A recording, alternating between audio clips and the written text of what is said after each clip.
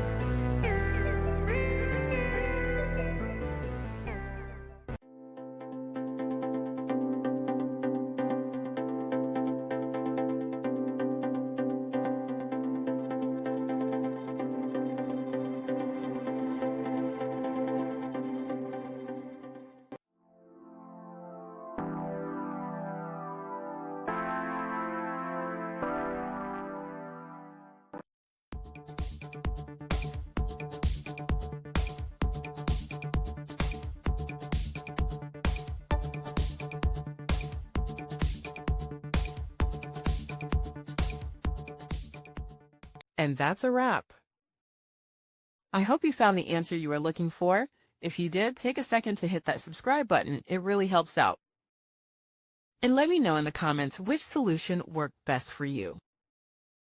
See you next time in the debug zone.